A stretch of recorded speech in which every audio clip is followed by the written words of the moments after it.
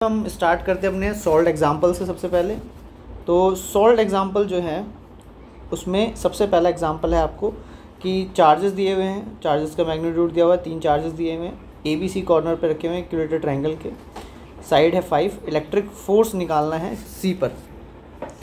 तो आप जैसे ये इसमें रखा हुआ है ऐसे भी रख सकते हैं कि भाई आपने ABCD को मान लिया, और आप देखें अगर तो यहाँ पर 5 रखा है, यहाँ पर माइनस का 2.5 रखा है और यहाँ 1 रखा है। तो C पे अगर मैं खड़ा हो जाऊँ तो C पे जैसे ही मैं खड़ा होऊंगा यहाँ पे आके तो मुझे दिखेगा कि ये वाला जो है A वाला इसको इधर धक्का मारेगा, रिपल्सिव फोर्स लगेगा, और B वाला इसको अपनी तरफ अट्रैक्ट करेगा, और इसके बीच में जो एंगल होगा दैट इज़ 120 डिग्री, क्योंकि ये 60 डिग्री है, इक्विलेटरल ट्रायंगल है तो 120 डिग्री होता है। अगर मैं देखूं कि यहाँ जो चार्ज रखा है इसका मैग्नीट्यूड अगर -q है तो इसका मैग्नीट्यूड 2q है। क्लियर? तो इसका मतलब जो इधर से फोर्स लगेगा दैट इज़ F, तो यहाँ से उसका दुगना फोर्स लगेगा। इस बात को समझिए, ठीक है। जल्दी कैलकुलेट कैसे किया जा सकता है कि अगर ये F फोर्स लगाएगा तो ये उसका दुगना लगाएगा फोर्स, क्योंकि ये तो चार्ज 1 × 10⁻⁻⁷ तो ये दोनों के लिए रहेगा। डिस्टेंस सेम है दोनों के लिए, जो भी डिस्टेंस है, ठीक है। तो यहाँ से मैं कह सकता हूँ कि जो नेट फोर्स होगा that net force is equal to F1 which is F का स्क्वायर 2F का होल स्क्वायर प्लस 2 इंटू में F1 F2 cos 120 degree. Solve कर लेंगे इसको। F square 4F square 4F square -1/2, इससे ये 2 कैंसिल आउट हो गया। 5F स्क्वायर -2F स्क्वायर ये हो जाएगा, तो ये बच जाएगा √3F। अब आप एक F की वैल्यू निकाल लीजिए, जो F आपने लेट किया था, तो वो कितना था, K Q1 Q2 divided by 5 centimetre का होल स्क्वायर, तो 9 × 2.5 × 10 की पावर -5 डिवाइडेड बाय 25 × 10 की पावर -4, 25 से 25 कैंसिल, 0.09 न्यूटन वैल्यू आ गई। तो net force is nothing but √3 of 0.09। इसको आप मल्टीप्लाई कर दीजिए 1.73 से, तो आपका आंसर ये आ जाएगा जो लिखा हुआ है। क्लियर हो गई बात? एंगल निकालना चाहें कि किस एंगल पे, वो भी निकल जाएगा। सिंपल वही तरीका जो आपको वेक्टर में सिखाया जाता है, A sin θ अपॉन में A + B cos θ, तो आप वहाँ से निकाल सकते हैं, ठीक है। इलेक्ट्रिक फोर्स पूछा था, हमने फाइंड आउट कर दिया, तो इस तरीके से आप इसको फाइंड आउट कर सकते हैं। चलिए नेक्स्ट क्वेश्चन की तरफ चलते हैं। नेक्स्ट क्वेश्चन क्या कह रहा है समझते हैं। इस क्वेश्चन में क्या है, कह रहा है 2 पार्टिकल्स हैं A और B हैविंग द चार्जेस 8 × 10⁻⁶, दूसरा है -2 × 10⁻⁶, held fixed with the separation of 20 centimetre. Where should a third charge particle be placed so that it does not experience a net force. बहुत सिंपल सी चीज़ है, समझते हैं क्या कह रहा है। कह रहा है कि आपने 2 चार्जेस लिए, ठीक है। एक चार्ज लिया 8 और एक है माइनस, तो यहाँ पे मैं वैल्यू पुट कर देता हूँ 8 × 10⁻⁶, और दूसरा है B पॉइंट पे 2 × 10⁻⁶। तो आपके मन में विचार आना चाहिए इस क्वेश्चन को करते वक्त भाई कि अगर मैंने चार्ज को रखा सेंटर पे, 3 पॉइंट्स रख सकते हैं, एक इधर रख सकते हैं, एक इधर रख सकते हैं, एक इधर रख सकते हैं, है ना। X पॉइंट रख सकते हैं, Y रख सकते हैं और Z रख सकते हैं, या C पॉइंट भी। तो आपके मन में आना चाहिए कि भाई इनमें से किसी भी पॉइंट पर नेट फोर्स 0 हो सकता है, पर मुझे कैसे पता चलेगा कि कोई एक पॉइंट ऐसा है जहाँ पर 0 है, बाकी 2 पॉइंट पे नहीं है? तो उसको समझने की कोशिश करेंगे। जो बड़ा चार्ज है उसके अगर आप क्लोज रखते हैं तो आपका फोर्स क्या होता है, K Q1 Q2 bye are square. एक तो चार्ज बड़ा, दूसरा डिस्टेंस छोटा, तो फोर्स ज़्यादा लगेगा, ना कि 0 हो सकता है। ठीक है, सेंटर पे रखते हैं तो ये नेगेटिव है, इसको अट्रैक्ट करेगा, ये पॉजिटिव है, इसको रिपेल करेगा, तो इस बार भी दोनों फोर्स ऐड ऑन हो जाएंगे 0 होने की बजाय। अब इधर चलते हैं, इधर चार्ज भी छोटा है ना, चार्ज छोटा है, डिस्टेंस भी छोटा, और इस वाले के लिए जो बड़ा चार्ज है उसके लिए डिस्टेंस बड़ा है, जो चार्ज बड़ा है तो डिस्टेंस भी बड़ा है। तो इसका मतलब यहाँ पर एक ऐसा पॉइंट मिल सकता है जहाँ नलीफाई हो सकता है इफेक्ट। ठीक है, तो इसलिए सी पॉइंट पॉसिबल पॉइंट बनेगा। बात समझ में आई कि सी पॉइंट को क्यों मार्क किया गया है। तो ये पहला डाउट क्लियर हो जाना चाहिए आपका। अब इसको सॉल्व करके देखते हैं। तो इस पॉइंट पर हमें क्या कहा है कि वो डिस्टेंस बताओ जहाँ पर फोर्स 0। तो हम मान लेते हैं कि हमने ये x डिस्टेंस की दूरी पे एक पॉइंट ले लिया जहाँ पर नेट फोर्स 0 है। तो पहले हम a के चलते निकालेंगे फोर्स, फिर b के चलते निकालेंगे, और दोनों फोर्सेस बराबर होंगे, तभी तो नेट फोर्स 0 होगा, क्योंकि पहली कंडीशन में बोल चुका है। तो k 8 × 10⁻⁻6 डिवाइडेड बाय डिस्टेंस कितना है c तक का 20 + x, और आपको यहाँ पे सेंटीमीटर की चिंता करने की जरूरत नहीं है क्योंकि दोनों बराबर हैं, तो सेंटीमीटर से कोई फ़र्क पड़ेगा नहीं। 2 × 10⁻⁻6, और आप में से कई सोच रहे होंगे कि एक ही चार्ज रखा है, दूसरा कहाँ है। भाई वो भी कैंसिल आउट हो जाएगा, रखना चाहो तो रख लो कि आपका एक छोटा सा चार्ज है और ये x, और इसका स्क्वायर हमने छोड़ दिया था। यहाँ से b से इसकी दूरी जो है x, कैंसिल आउट कर दो जो कैंसिल आउट हो रहा है। तो ये बच गया 4x² प्लस 20 + x का होल स्क्वायर। इसको मैं लिख सकता हूँ 2x 20 + x। तो यहाँ से x निकल के आ जाएगा 20 सेंटीमीटर। क्लियर होगी बात? 20 सेंटीमीटर आंसर आ जाएगा। तो इस तरीके से हम इसको सॉर्ट आउट कर सकते हैं। सॉल्व है, आसान है एकदम। अब हम थर्ड क्वेश्चन पे चलते हैं। थर्ड क्वेश्चन क्या है? थर्ड क्वेश्चन ये कह रहा है कि भाई 3 चार्जेस हैं जिनका मैग्नीट्यूड आपको गिवन है, प्लेस किए गए हैं राइट एंगल ट्रायंगल पे। राइट एंगल ट्रायंगल के डायमेंशन भी आपको गिवन है। कह रहा है find the force on the charge at the right angle corner. तो राइट एंगल कॉर्नर पे कौन सा चार्ज है? ये वाला चार्ज राइट एंगल कॉर्नर पर। तीनों का मैग्नीट्यूड सेम है चार्जेस का। लेट कर लेते हैं अभी के लिए Q and Q। Find the force. तो ये इसको इधर इस डायरेक्शन में रिपेल करेगा, ये इसको इस डायरेक्शन में रिपेल करेगा, बी वाला। तो इनके बीच में एंगल है 90 डिग्री। हम डायरेक्टली वेक्टर सम लगा पाएंगे, F1 का स्क्वायर प्लस F2 का स्क्वायर, है ना? सही कह रहा हूँ? देखो मेरा बेटा खुश है एकदम। हाँ, वो भी फिज़िक्स पढ़ता है और वो रिस्पॉन्ड करता रहता है। तो आप लोगों के साथ साथ वो भी सीख रहा है चीज़ों को। वैसे तो वो 3 मंथ्स का ही है, पर पता नहीं उसे क्या समझ में आ रहा है। वो खुश हुए जा रहा है और मेरे से बातें करे जा रहा है, सुने जा रहा है आप कि क्या बता रहे हैं, और रिस्पॉन्ड भी कर रहा है। चलिए F1 निकालते हैं। F1 है Q1 Q2 bye R square से हम निकालते हैं। So value is 9 × 10⁹। चार्जेस का वैल्यू है सेम, तो हम यहाँ पर स्क्वायरिंग कर देंगे और डिस्टेंस 4 × 10⁻⁻2 का होल स्क्वायर कर देंगे। ठीक है, इसके बाद हम इसे सॉल्व करते हैं। 9 × 10⁹ 4 × 10⁻⁻12 4। आप भी साथ साथ जो है कैलकुलेट किया करें, बहुत टाइम रहता है, पॉज करने की ज़रूरत ही नहीं पड़ेगी, आप खुद भी सॉल्व कर सकते हैं जल्दी से जल्दी।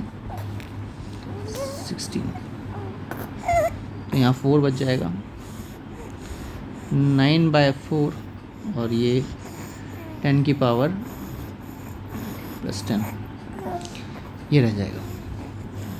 तो एक तो ये आ गया 90/4,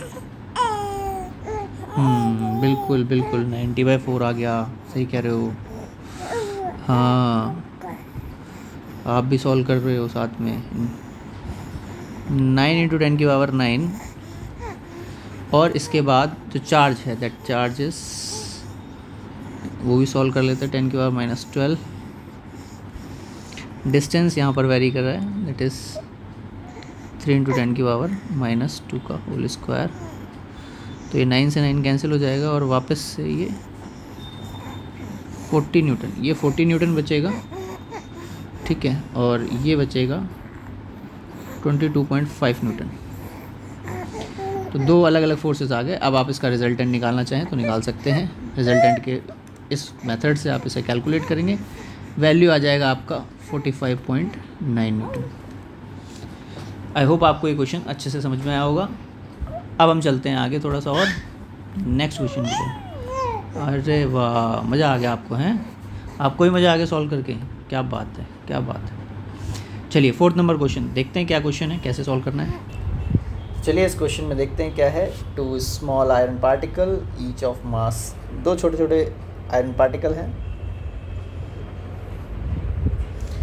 280 मिलीग्राम का। कह रहा है दोनों एक दूसरे से 10 सेंटीमीटर की दूरी पे हैं। इसमें से कुछ इलेक्ट्रॉन इसमें चले गए हैं, कितने गए हैं? तो 0.01% गए हैं। Find the electric force between them. Obvious है कि पहले स्टार्टिंग में न्यूट्रल होंगे, अब जाहिर सी बात है इसमें इलेक्ट्रॉन गए हैं तो इस पर -q चार्ज आ जाएगा और इस पर उतना ही चार्ज कम हो जाएगा, तो +q इस पर आ जाएगा। हमें ये फाइंड आउट अगर हम कर लें कि भाई चार्ज कितना है, तो आगे का क्वेश्चन जो है आसान हो जाएगा, जिसमें वो कह रहा है कि find the electric force between them. Consider करना है कि आयरन का जो मास है वो 56 ग्राम पर मोल है और एक आयरन एटम के अंदर 26 इलेक्ट्रॉन होते हैं। तो सबसे पहले यहाँ पे आपका दिमाग चलना चाहिए कि भाई 1 मोल आयरन के अंदर 6 × 10⁻23 एटम्स होते हैं, क्योंकि हमें पता करना ज़रूरी है कि कितने इलेक्ट्रॉन ट्रांसफ़र हुए हैं। तो कितने इलेक्ट्रॉन ट्रांसफ़र हुए हैं तो पहले ये पता होना ज़रूरी है, क्योंकि एक एटम के अंदर 26 इलेक्ट्रॉन है, तो कितने एटम ट्रांसफ़र हुए हैं। तो सबसे पहले हम क्या करेंगे कि 56 ग्राम के अंदर 6 × 10⁻23 एटम्स थे, है ना। अब 1 ग्राम के अंदर कितने होंगे, यहाँ से निकल आएगा। तो 280 मिलीग्राम में कितने होंगे?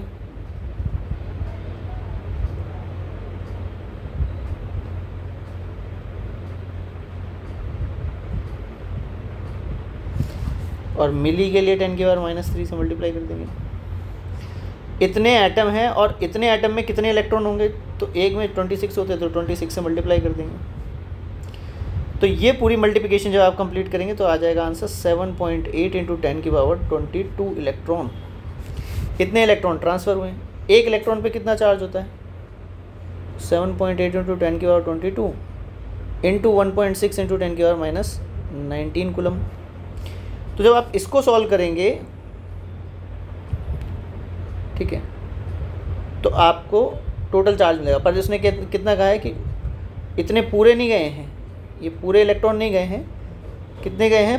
0.1% इलेक्ट्रॉन गए, 0.01%। तो आपको यहाँ पर 0.01% से मल्टीप्लाई कर देना है। परसेंट है तो 1/100 भी कर देना है यहाँ पे। तो 10 की पावर -4 से और मल्टीप्लाई करेंगे। क्लियर है बात भाई? ये टोटल हैं, ये वैल्यू टोटल है कि भाई 280 मिलीग्राम में कितने इलेक्ट्रॉन हैं। तो गए कितने हैं? तो गए तो केवल इतने ही है ना, तो इसलिए इससे मल्टीप्लाई कर रहे हैं।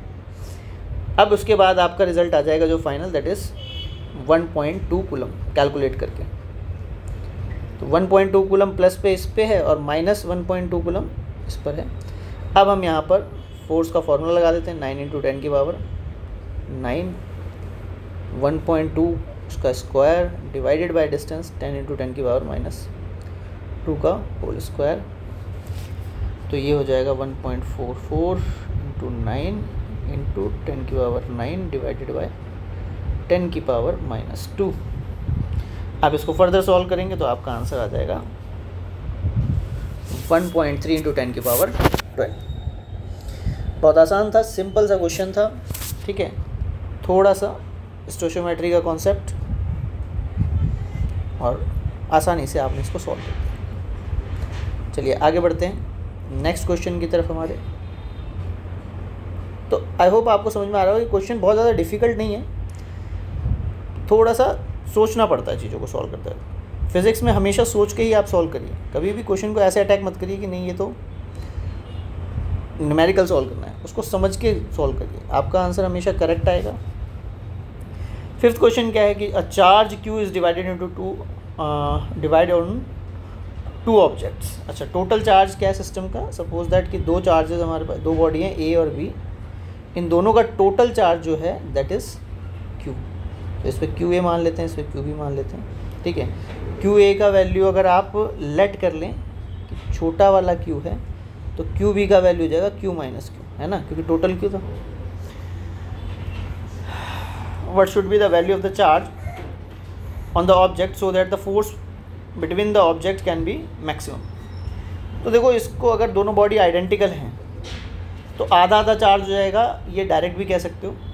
पर अगर आपको इसको मैथमेटिकली ही प्रूफ करना है तो आपको एक फंक्शन बनाना पड़ेगा फोर्स का। तो फोर्स का फंक्शन क्या बनेगा? K छोटा वाला Q - Q divided by distance r²। अब आप इसको डिफरेंशिएट कर दिए छोटे वाले Q के टर्म में, क्योंकि आपको छोटा वाला Q ही बताना है भाई कितना कितना होगा, तो इसलिए छोटे वाले Q के टर्म में डिफरेंशिएट करेंगे। तो ये हो गया KR² Q × Q Q², और इस पर डिफरेंशिएशन अप्लाई कर दीजिए। तो KR², इसका डिफरेंशिएशन Q और इसका हो जाएगा -2Q, and that is equal to 0। To find out the value of the variable, हम इसको 0 के बराबर रखेंगे और फिर उस वैल्यू को अगर आप पुट करते हो तो मैक्सिमम फोर्स ऑब्टेन हो जाएगा। तो इसका वैल्यू आ जाएगा, ये पूरा 0 हो जाएगा, Q = 2Q। मतलब दोनों बॉडी पे आधा आधा चार्ज आएगा, क्योंकि इस पर Q था और उस पर Q - Q था, तो वो भी Q/2 आ जाएगा। तो दोनों बॉडी पे इक्वल चार्ज अगर डिवाइड हो जाए तो मैक्सिमम फोर्स लगेगा। ये सिंपल सा क्वेश्चन था, आई होप आपको समझ में आया होगा। चलते हैं नेक्स्ट क्वेश्चन की तरफ। हमारे नेक्स्ट क्वेश्चन में क्या कह रहा है समझ। देखिए इस क्वेश्चन में क्या कह रहा है कि 2 पार्टिकल हैं, कह रहा है 2 पार्टिकल हैं 5-5 ग्राम के, कोई दिक्कत नहीं, दोनों पे चार्जेस गिवन है, सेम चार्ज है। तो Q चार्ज ले लेते हैं, इसका वैल्यू है 1 × 10 की पावर -7, और ये एक हॉरिजॉन्टल टेबल पे रखे हुए हैं जिस पे आपको coefficient of friction find out करना है कि कोफिशिएंट ऑफ फ्रिक्शन का वैल्यू कितना है।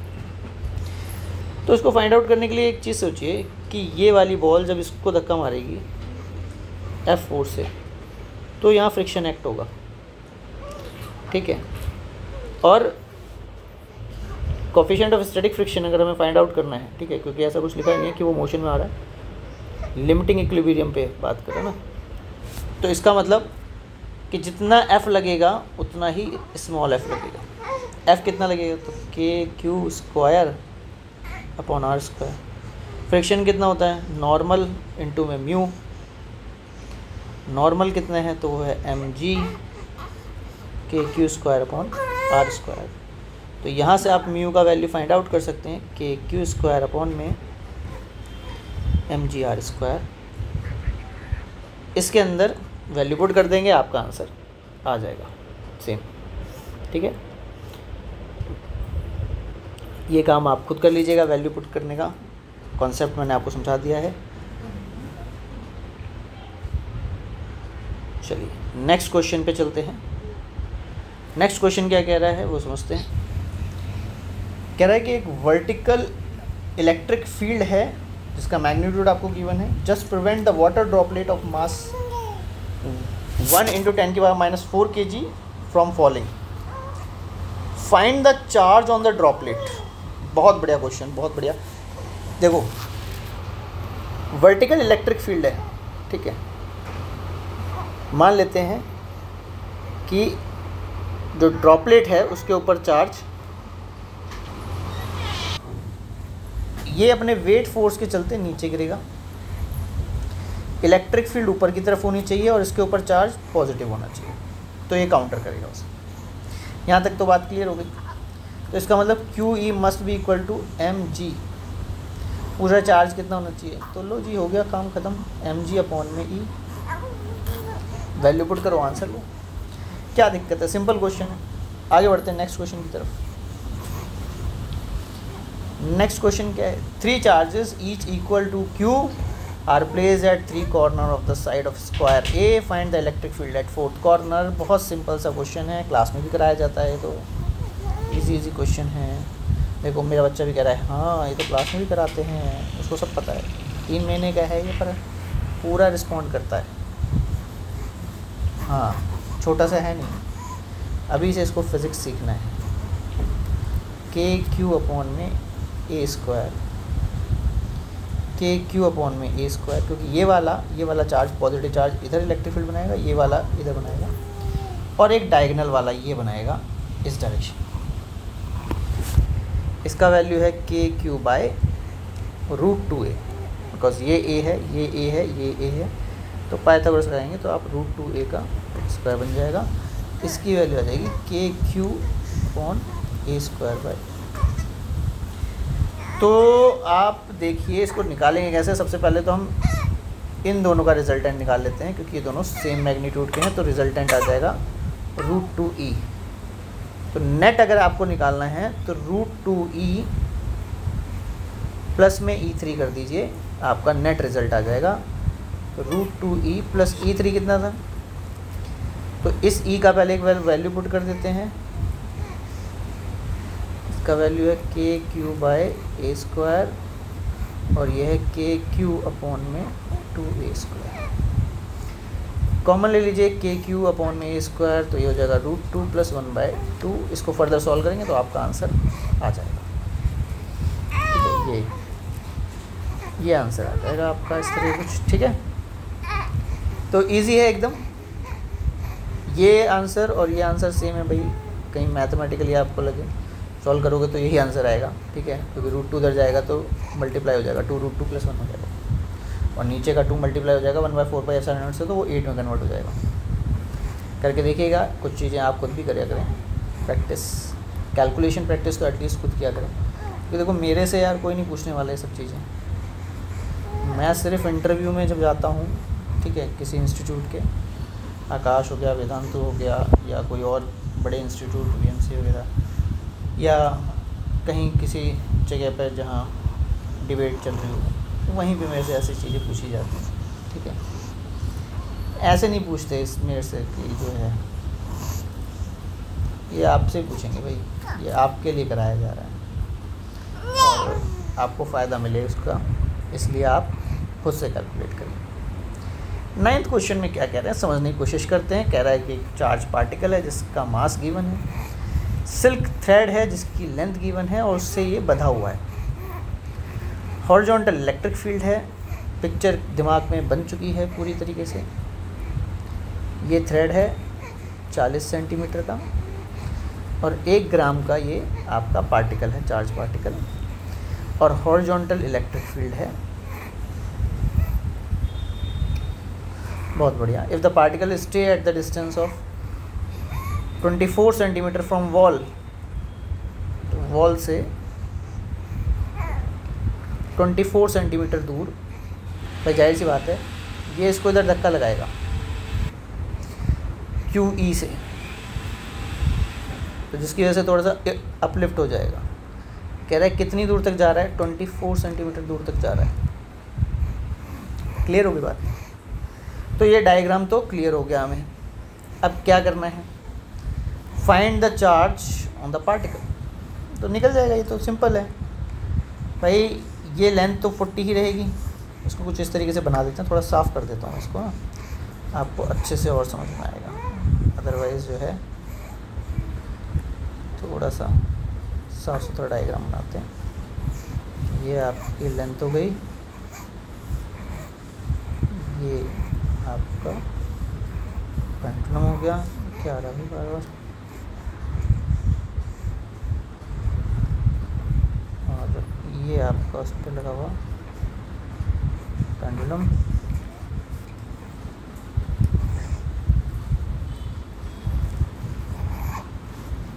Do you want to open the link on a play store? Cancel नहीं करना भाई, कौन सा लिंक ओपन करवा रहे हो? ज़बरदस्ती कोई लिंक ओपन करवा रहे हैं, कोई बात है?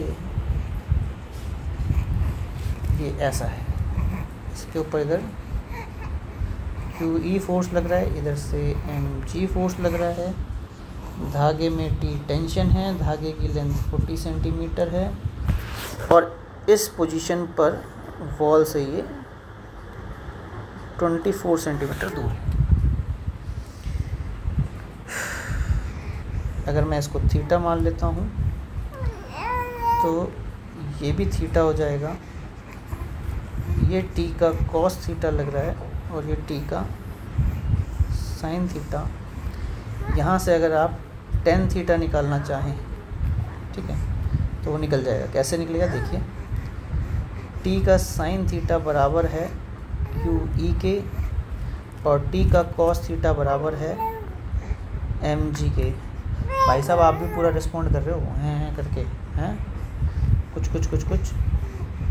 जब से बताए जा रहे हो हैं। Tan theta QE by mg, और टेन थीटा का वैल्यू आप यहाँ से ऑब्टेन कर सकते हैं। अगर आप देखें टेन थीटा कितना होगा, तो ये 24 है और ये 40 है, तो अंडर रूट में 40 का स्क्वायर माइनस 24 का स्क्वायर से आपको ये लेंथ मिल जाएगी। ठीक, ये वाली लेंथ यहाँ से यहाँ तक की लेंथ। तो उसमें आप टेन थीटा लगाएंगे तो Q मिल जाएगा आपको।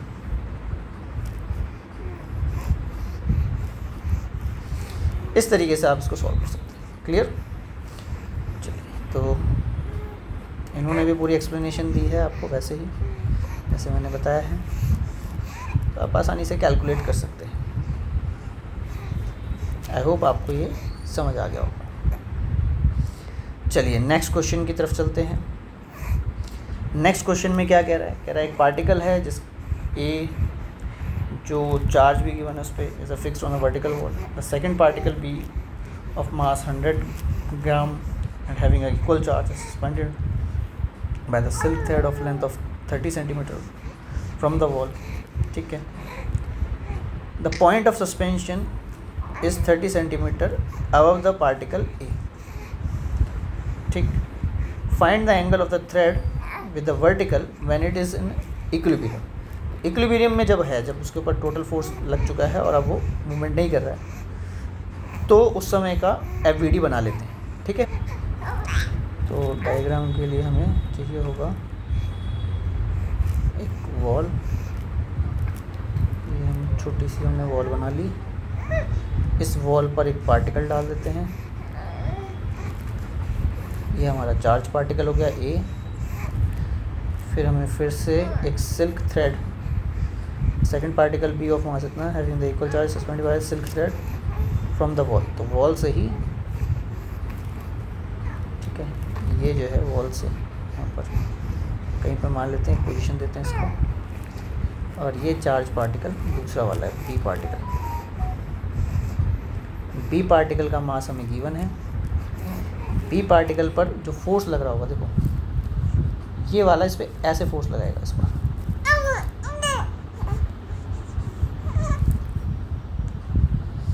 और mg अभी भी नीचे लगेगा, और टेंशन इस थ्रेड में ही होगी। टेंशन थ्रेड का फिनोमेना है, तो टेंशन थ्रेड में रहेगी। ये एंगल थीटा है। ठीक है, यहाँ तक बात समझ में आई। और डायमेंशंस क्या दे रखी हैं? Is suspended by the thread of the length 30 centimetre. तो इसकी लेंथ भी थ्रेड की 30 सेंटीमीटर है। उसके बाद क्या कह रहा है? The point of suspension is 30 centimetre above the particle. तो यहाँ पर जो है पॉइंट ऑफ सस्पेंशन, ये पॉइंट ऑफ सस्पेंशन है हमारा, ये 30 सेंटीमीटर ऊपर है। तो भाई अब आप इसको सॉल्व करना चाहते हैं तो सॉल्व कैसे होगा इसको समझते हैं।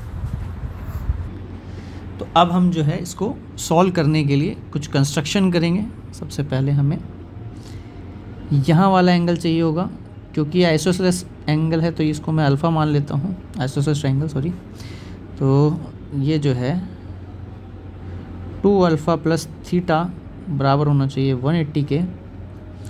तो अल्फ़ा बराबर हो जाएगा 180 माइनस थीटा बाय 2 के। तो आप ये कह सकते हैं 90 माइनस थीटा बाय 2। अब हम इसको रिजॉल्व करेंगे। तो रिजॉल्व करते वक्त हमें टेंशन के रिस्पेक्ट में एक परपेंडिकुलर ड्रॉ कर लेना है, ठीक है। तो टेंशन के रिस्पेक्ट में जैसे ही आप परपेंडिकुलर ड्रॉ करेंगे तो ये एंगल जो है ये थीटा है। तो अगर आप देखें यहाँ से इस टेंशन को आगे एक्सटेंड करें तो ये भी थीटा हो जाएगा। और अल्फ़ा यहाँ पर आपको गिवन है, ये 90 है, ये भी आपको गिवन है। इस एंगल का वैल्यू कितना हो जाएगा वो चेक कर लेते हैं। तो ये भी 90 है इस हिसाब से। तो अब अल्फ़ा आपको गिवन है तो आप यहाँ से इस एंगल को निकाल सकते हैं। देखिए 90 माइनस अल्फ़ा ये वाला एंगल होगा, है ना। 90 minus alpha, 90 minus theta by 2, it is nothing but theta by 2। This angle is theta by 2, so this angle is also theta by 2। अब आप इसे रिजॉल्व कर लीजिए। तो अगर मैं इसे रिजॉल्व करूं तो ये वाला जो mg का है तो ये mg cos थीटा बन जाएगा, और इधर mg का एक कंपोनेंट बनेगा mg sin थीटा, इस वाले एंगल के रिस्पेक्ट में देखें तो। ऐसे ये जो फोर्स लग रहा है इलेक्ट्रोस्टैटिक फोर्स, इसका इस डायरेक्शन में कंपोनेंट बनेगा f का cos थीटा बाय 2, और इस डायरेक्शन में कंपोनेंट बनेगा f का sin थीटा बाय, जो टेंशन को कंट्रोल करेगा। मतलब अगर मैं इक्वेशन बनाऊं तो इक्वेशन कुछ ऐसी बनेगी कि टेंशन जो है वो बराबर है mg cos theta plus f sin theta by 2 के, और f cos थीटा जो है cos थीटा बाय 2 वो बराबर है mg sin थीटा के। क्लियर। अब हमें सिर्फ डिस्टेंस गिवन है और क्या गिवन है, चार्ज गिवन है हमें, ठीक है। तो चार्ज से हम F फोर्स निकाल सकते हैं। तो F फोर्स हमारा नोन है, इसका मतलब क्योंकि हम F को निकाल सकते हैं, F equal to KQ² upon में R²। दोनों चार्ज आई थिंक आइडेंटिकल है। पार्टिकल A चार्ज है, उसके ऊपर मास इतना है, हैविंग इक्वल चार्ज, हाँ। तो इसलिए आप डायरेक्ट ये फॉर्मूला लगा के F निकाल सकते हैं। M आपको गिवन है, F गिवन है, टेंशन आपको गिवन नहीं है, तो टेंशन जो है एलिमिनेट करनी पड़ेगी। बाकी सब चीज़ें हम निकाल सकते हैं। आपसे पूछा क्या गया है, पूछा गया है कि एंगल बताइए कितना बनेगा। तो एंगल के लिए आप इस वाली इक्वेशन से जाएंगे तो ज़्यादा बेटर ऑप्शन रहेगा। इसको हम लिख सकते हैं mg 2 sin theta by 2 cos theta by 2। यहाँ से cos theta by 2 cancel out हो जाएगा, and sin theta by 2 is nothing but f by 2 mg।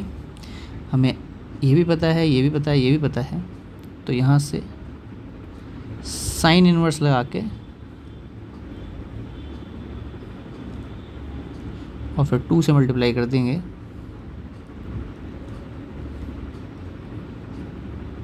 तो ये आपका एंगल हो जाएगा। न्यूमेरिक में आंसर चाहिए तो आपको वैल्यू पुट करनी पड़ेगी। खुद से सॉल्व करिए इस क्वेश्चन को। आई होप आपको क्वेश्चन समझ में आ गया होगा कि कैसे सॉल्व किया गया है, ठीक है। सॉल्यूशन पे जाएंगे तो कुछ चीज़ें आपको नहीं समझ में आएंगी कि कैसे इन्होंने सॉल्व किया है इसको, बट मैंने आपको बहुत ईजी तरीके से इसका सॉल्यूशन समझाया है। चलिए चलते हैं नेक्स्ट क्वेश्चन की तरफ।